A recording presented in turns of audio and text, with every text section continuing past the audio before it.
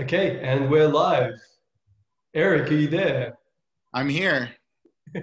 All the way from Los Angeles. And I'd just like to welcome everyone back to Pride in the Living Room, Jewmos edition. So, a quick reminder, this project was founded by the Israeli LGBT task force Agudah in memory of the 2009 Tel Aviv Gay Center shooting and the Jerusalem Pride Parade stabbing in 2015.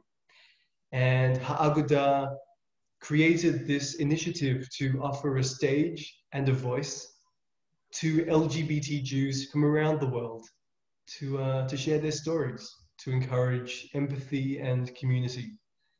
And all of that said, it is my pleasure to welcome Eric to the stage. Eric, over to you. Cool. Hi there, everyone. Yeah, my name's Eric, and let's see. I'm a cis gay male. I'm married, and yeah, and I'm Jewish. So that's kind of my basic kind of intro, I guess. I grew up in going to Reformed temple in Boston. I grew up in Boston. And one of the things that I really appreciated about my Jewish upbringing was kind of this almost Socratic questioning that we were encouraged to have. Like, our rabbis were always encouraging us to kind of, if we were reading something or if we were studying something, to ask questions about it. And that's something that I think a lot of religions don't do. They want you to kind of believe blindly in what's going on and what they're teaching. And at least in my Reformed temple, we were encouraged to ask questions. So that's something that I always kind of thought was cool. In terms of like when I realized I was gay, I kind of have a joke with my family that I didn't know I was in, so I didn't know I needed to come out. I grew up in a very liberal household and was very fortunate in that sense. Nowadays, I think this happens a lot more, but it definitely did not happen when I was younger. I just was fortunate. I was born in 1980, so I don't even know how old I was when I realized that I was different. Probably around like 9 or 10. But I just thought that I was, like really connected with my best friends and those sorts of things. But in terms of coming out, my coming out story is kind of funny, actually. My grandmother was on the phone, and she was not the most PC individual. So she would say horrible things all the time without realizing that she was being horrible. And so my mom and my dad were on the phone with her, and I realized, because of some stuff that was going on at school, we had some gay bashing going on. And so I decided that I should probably make sure my family knew that I was gay in order to so that they understood why I was feeling the way I was feeling, why I was so upset about what was going on at school. And so I ended up, my mom was on the phone, and we had a chalkboard in the kitchen right by her. And I ended up just writing on the chalkboard, "I'm gay," just to kind of see, what kind of reaction, while she's on the phone with my grandmother, who's kind of homophobic. And so then I left the room, and I didn't really know what to expect. I assumed that everything was going to be fine, but then she was kind of quiet about it. So I was like, oh, maybe I was wrong. Maybe this is something that, is going to be a big deal in my house. And this was during the Clinton era. And so we were watching the news, and my mom turns to me in front of my dad, and she goes, "Don't you think that George Stephanopoulos is cute?" And I was like, "No, but thanks." And it was kind of her way of showing me that she accepted me, was this, kind of pundit. In retrospect, I guess he's kind of cute. I don't know. But I was really young. So that was probably sophomore year in high school that happened. I think I was also fortunate in the fact that once I was out, or once I knew that they knew that I was gay, they would talk about certain things a little bit more openly. For example, I didn't realize that I had gay uncles, and I also didn't realize that I had gay great uncles. So our Thanksgiving that we go to, my grandmother's grandmother's cousin is gay, and they were gay, like, living together, in the 50s, so that was kind of incredible to know that my family had that legacy. And then the generation in between was my Uncle Brian and his partner Ray, and I just assumed that they were they were my uncles. I didn't know. And then my dad at one point was going to New York to go to a conference, and he said, "Oh, I'm going to be staying with Brian and Ray." And I said, "Oh, that's so funny. They live together?" And it was like, click. And I was like, oh, that makes sense why Ray doesn't look anything like any of us. So that was kind of another little like coming out moment, was realizing that my family was queer in many generations. And that's kind of cool.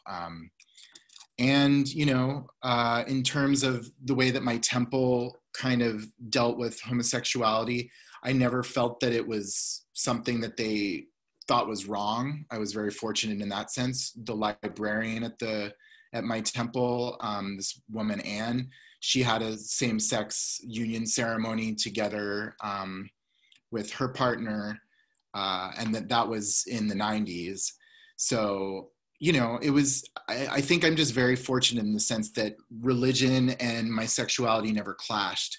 It was never something that I had to, consider. If anything, it taught me kind of, that there's diversity in our community, and that, depending on your temple or the groups that you are a part of, like, there's no reason for there to not be acceptance in the community. So I think that's kind of the gist of things. I'm trying to think if there's any other stories or things that might be of interest. I guess when my husband and I got married, we discussed kind of religion and how to incorporate it. He's a goy from the Midwest, so definitely he didn't meet his first Jew until he was in college. So we discussed kind of how to incorporate it, and we ended up deciding that we wanted to do a ketubah.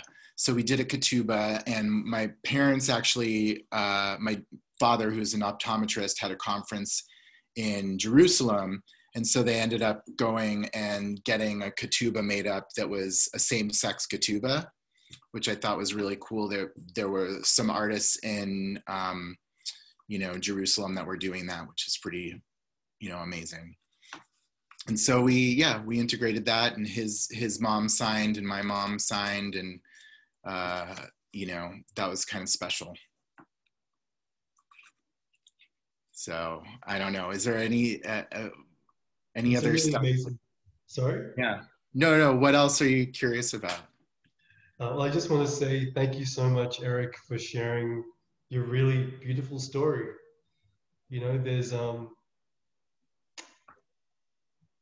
There are so many wonderful anecdotes that you've shared that I think have an immense power to reach out to both Jewish people and LGBT people who will watch this.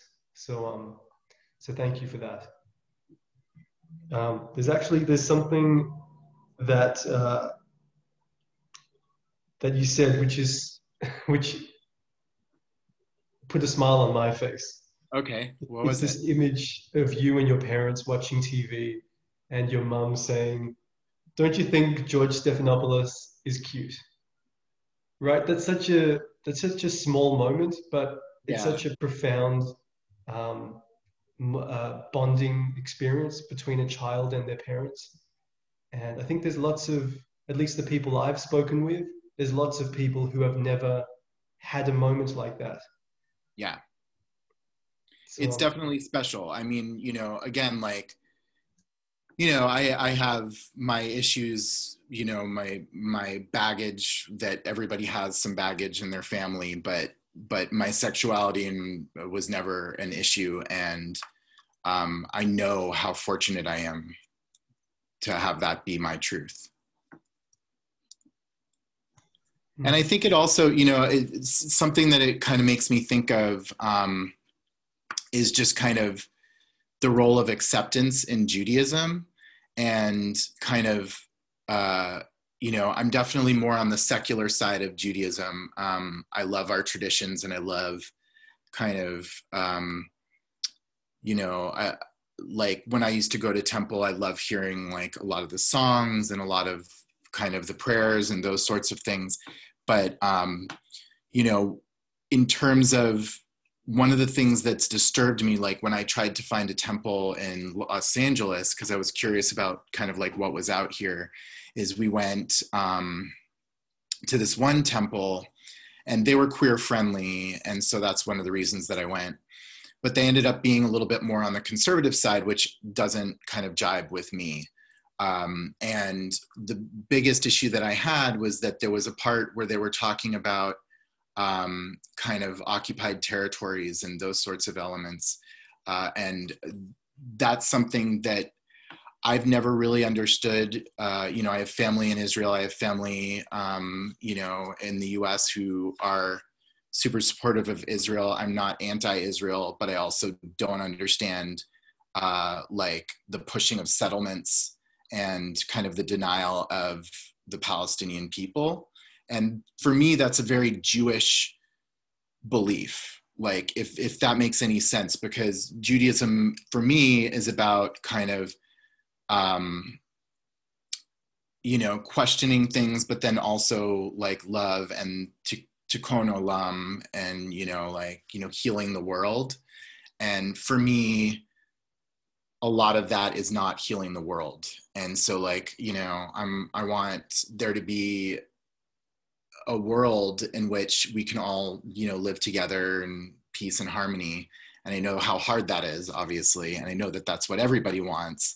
But I think my thoughts on how that would come about are different than a lot of other, people's are. So for me, again, like that's a very Jewish thing, is to kind of heal the world. And I love that. Mm.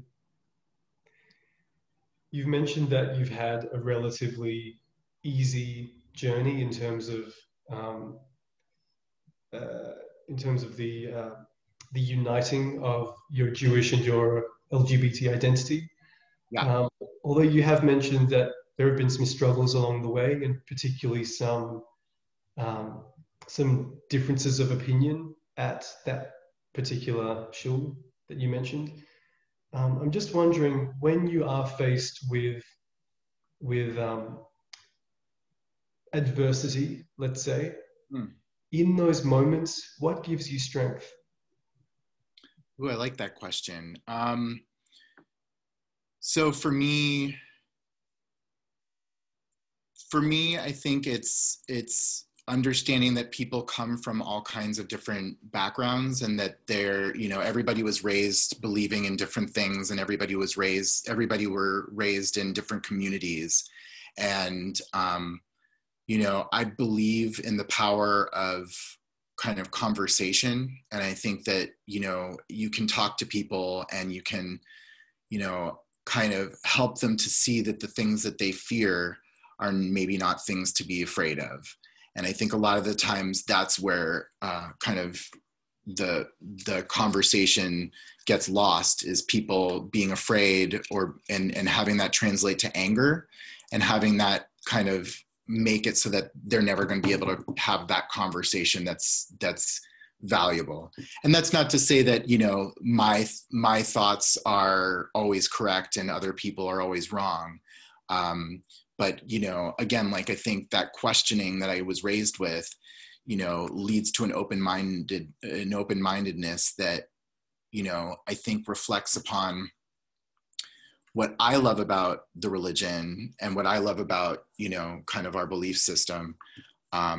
A story that I have about that is, again, like the temple I grew up with was very open to like all kinds of different things. And in college, one of my good friends, she was Palestinian American, and she had never set foot in a temple, and she was kind of afraid of not Jewish people, but like afraid of kind of organized Judaism, because it had been obviously such a conflict, in her situation.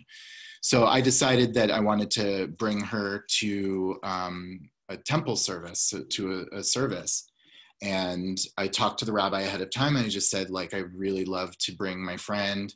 And they were like, of course, absolutely. And so she came, and there was just a moment where we were both crying, because it was clear that, we're not so different, and that there was this kind of like, it was healing in a sense of kind of the fear of the other, and having us realize that we're not that other, if that makes any sense. It does. So you mentioned, I think before we started recording, that Yeah. you work at the AFI. Yeah, I work at the American Film Institute for the festivals, film festivals. So we do a documentary festival, and we do a regular festival that has all kinds of different films. So yeah, we've been doing a lot of Zoom calls with filmmakers across the world, and doing Q&As. And again, like, I think this is super cool that we can talk from Australia and Los Angeles. I was on a call with some filmmakers in Kenya, and that was really cool. So yeah, go technology. I wish I had some stocks in Zoom right now. I know, right? We all do. I was just wondering if, obviously being part of a film institute, it would open you up to stories all around the world. Have you had the opportunity to explore your Jewish or your LGBT identity through the Institute? Yeah, I mean, I'm an employee of the festival unit, so I don't, just to be clear, I'm not a student in the Institute. I'm an employee. So, it's not like I'm going to the library and learning stuff that way, but, I'm exposed to, we watch thousands and thousands of films every single year to kind of narrow down the program to, a manageable,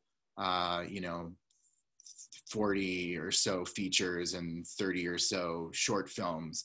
And so we see stuff from all around the world. We see stuff from, tons of different communities, tons of different beliefs, and I love that. I love being able to, my role as a programmer is to help curate the program that ends up being what we put out there to the public. So I have the power to, when we're watching something, kind of help the program be, I guess, diverse in thought and, all the other aspects that one can be diverse. So, we have plenty of stuff that's, from Israel. We have plenty of stuff that's from, all over the world. Jewish films, or films from Israel that aren't necessarily Jewish themed. There's like, one of my favorite shorts was it was a filmed version of an Etgar Keret short story, and I love him. I don't know if you know him. He's an Israeli short fiction writer, and so there's beautiful stuff that you find all over the place. And then the same with the LGBT stuff. I think, when I find something that I feel is representative of the community in a positive way, those are the types of stories that I like to push forward. I like to push forward stories that I think are easy to connect with, because that's how we change the world. That's how we change people's minds. I think the most powerful thing in the world is a good story. I think stories are how you get people who don't understand who you are, who are afraid of you, who are against you, to realize that, again, like, we're all people, and stories help us realize that. Stories help us kind of come to the conclusion that there's beauty in all of our lives, and there's struggle in all of our lives. And who doesn't have that happen? Who doesn't have their own journey? And I think the more specific a story is, the more universal it is. When something is kind of vague, like those sorts of stories where it's very general, I don't know how helpful that is. But like when, for example, a story where maybe it's a Catholic family having Sunday dinner, or is not that different than a Jewish family having Shabbat dinner. And so like the more specific you have your stories, the easier it is for people to kind of relate their lives and their truths to that specific situation that you're putting out there into the world. So I feel very privileged to be able to, help show films and help kind of bring voices to the voiceless, and also bring voices that I think people can connect to, if that makes sense. No, it does. I think it's really amazing that as you say, empathy and compassion and taking the time to live in someone else's clothing for even just a few minutes can really change your perspective. And so thank you for doing the work you do.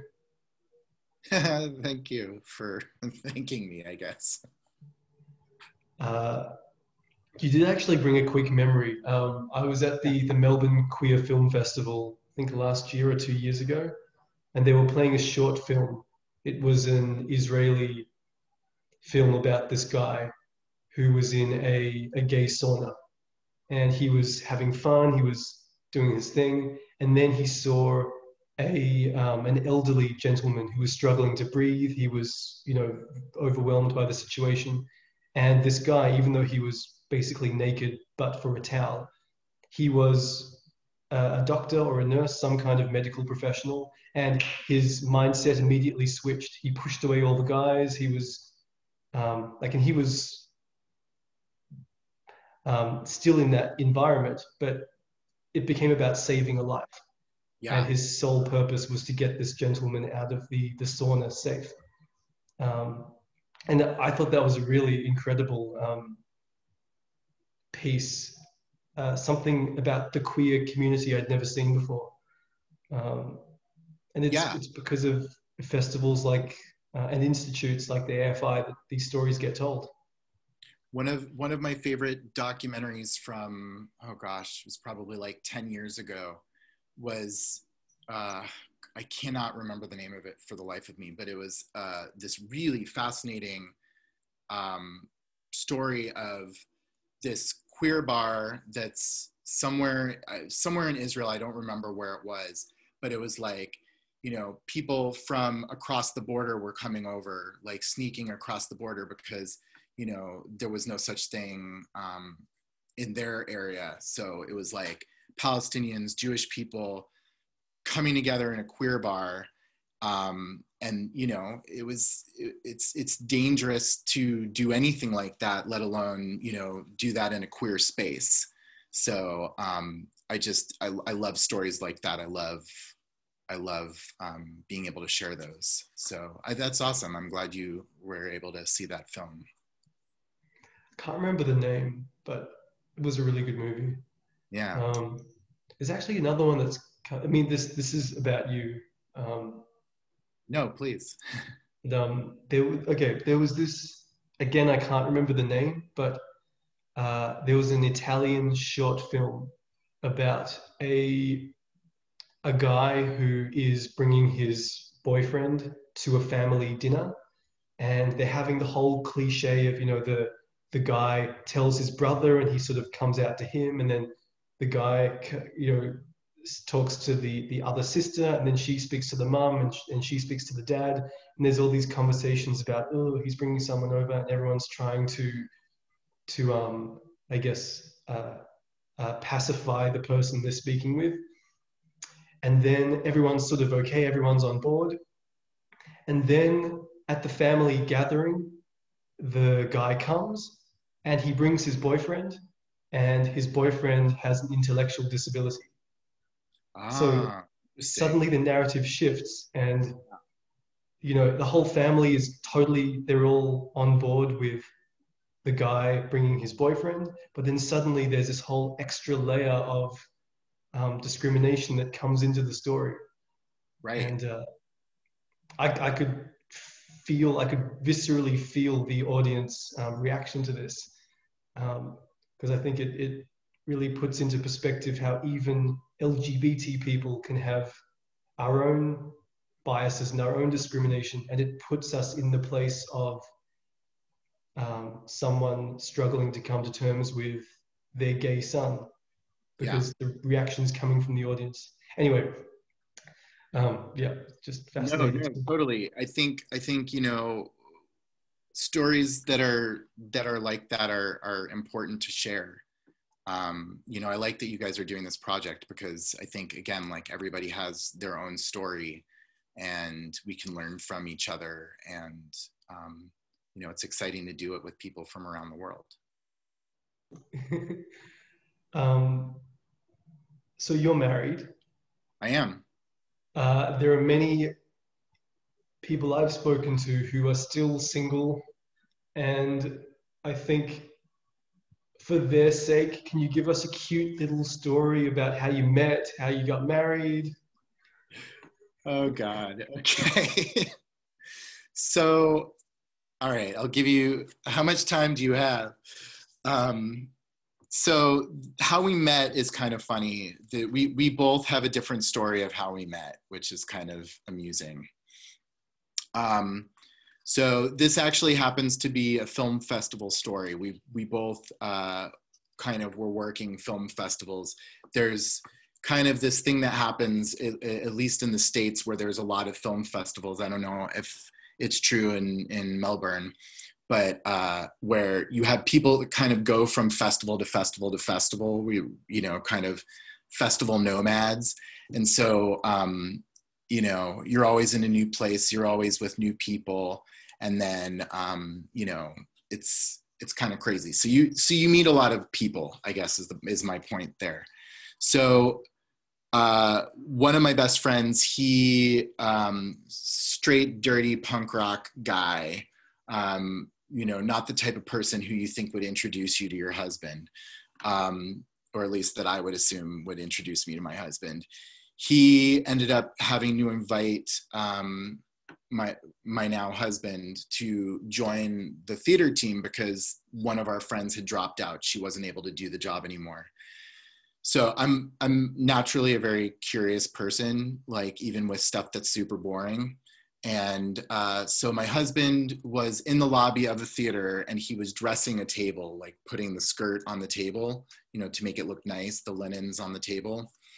And I walked up to him and I said, "Oh, I've always wanted to know how to like skirt a table."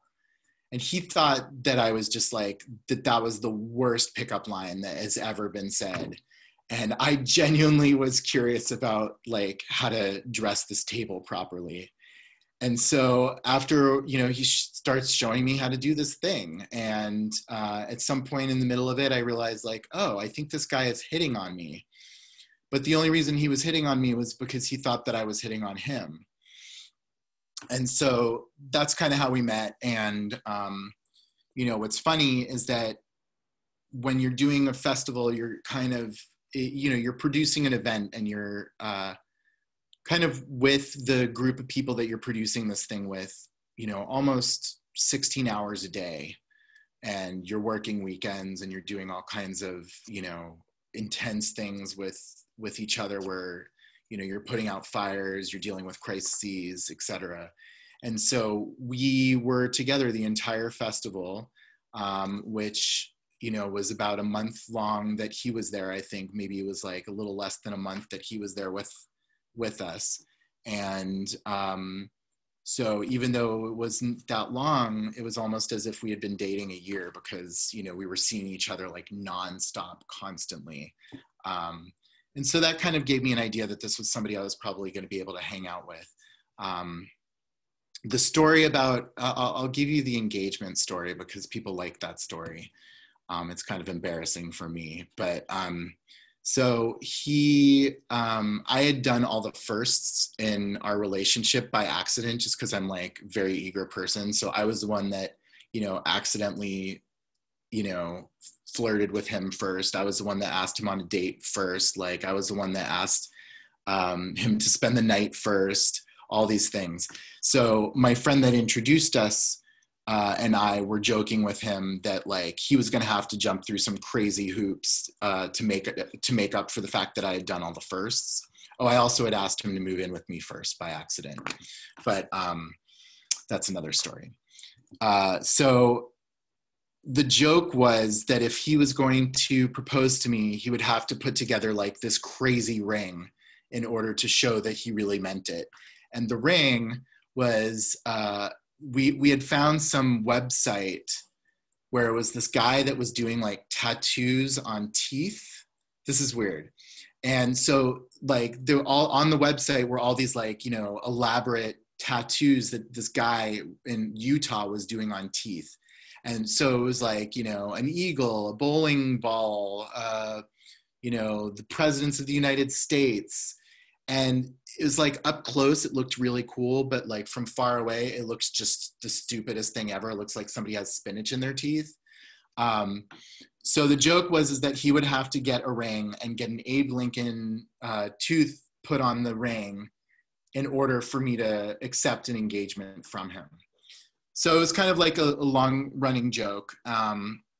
Never thought that he would actually do it, but when he proposed to me, we were in a restaurant and he, it was one of our favorite restaurants that we had gone to, a million times. We had our favorite waitress and she was taking care of us that night. And I was kind of like, I had stuff going on at work. And so I was kind of oblivious and not really paying attention. And she comes out with the dessert and it had like in stencil on chocolate dusting, it said like, "Will you marry me?" And I thought she was joking with me. Like, I thought she was, like, "Oh, look at this funny thing that we had in the kitchen. Like, I'm going to joke propose to you." So I turned around and I said, "Yeah, of course I'll marry you, Athena." That's her name. And she's like, "No." And she's like pointing in front of her. And I turn around and my husband is sitting there with a box open with the ring in it. And sure enough, it was an Abe Lincoln tooth veneer on a plastic ring that he was proposing to me. And I don't know why my reaction was to slap him across the face, but I did. And then everybody was like, "So?" And I said, "Of course I'll marry him." And so that was our engagement story. Very embarrassing for me. But yeah, there you go. Is this recorded somewhere on one of those, I don't know, on TikTok, YouTube? Is it anywhere we Oh can find God. No, this was in 2010, before TikTok, before any of those sorts of things. Yeah, but I'm turning beet red.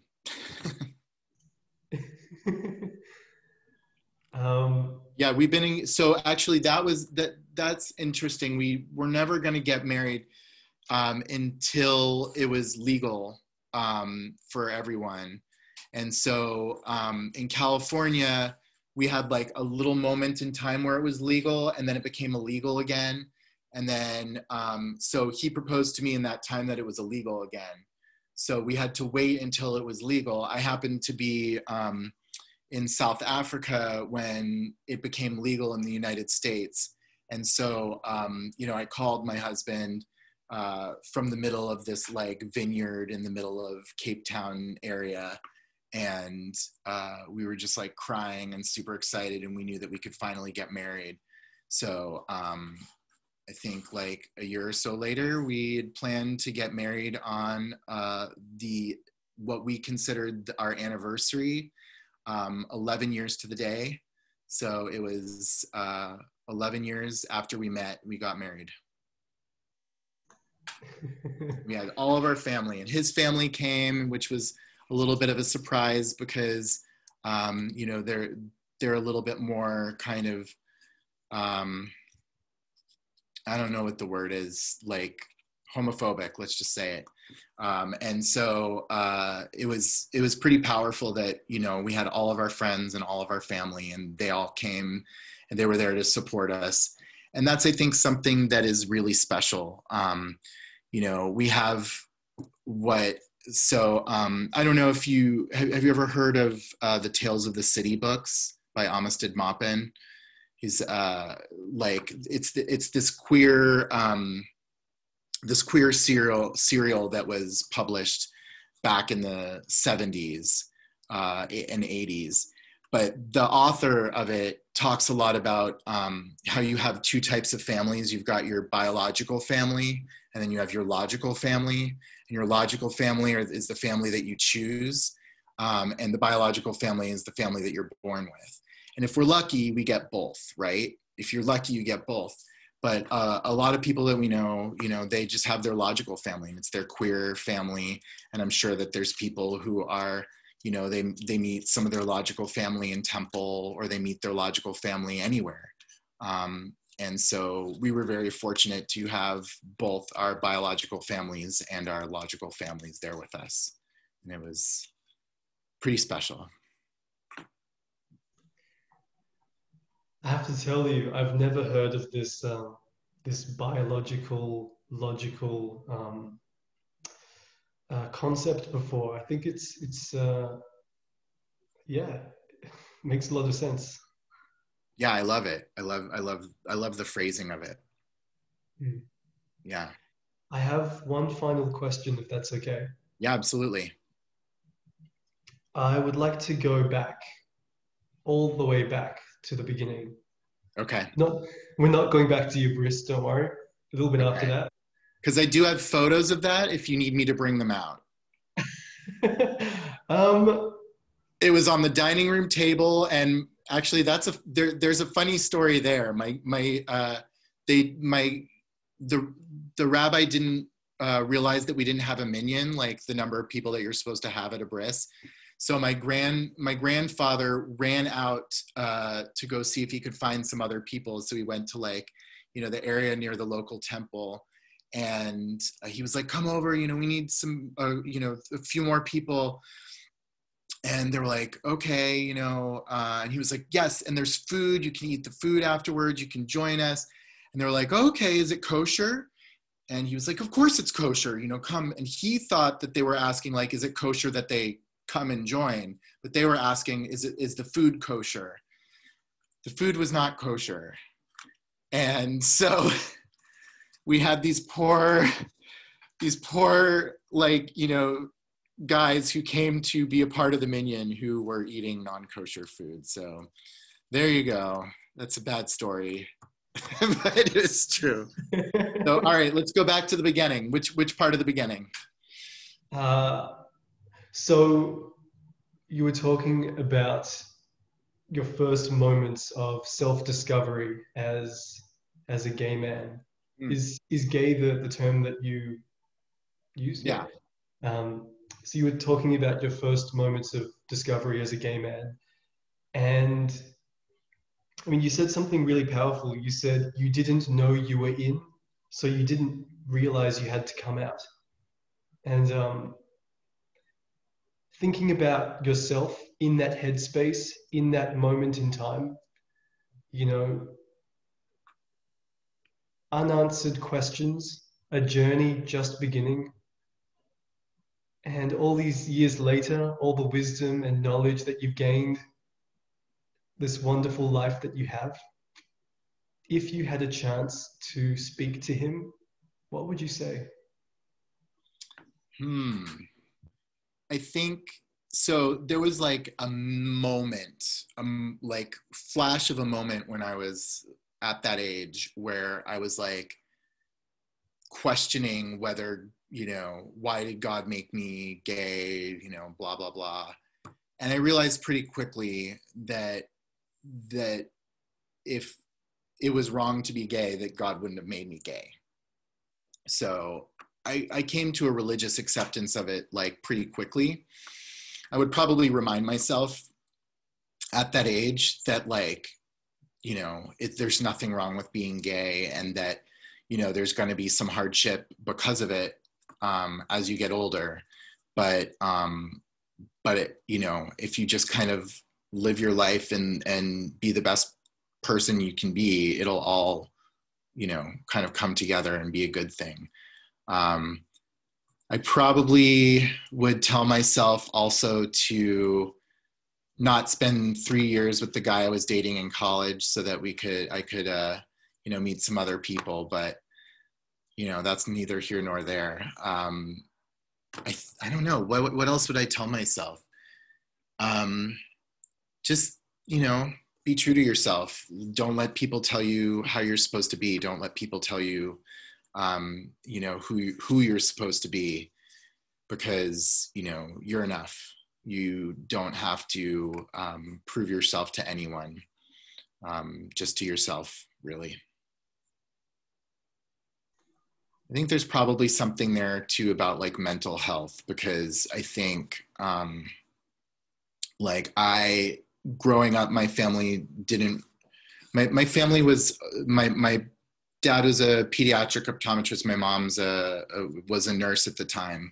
And so they were both in the medical profession, but they didn't really deal with mental health.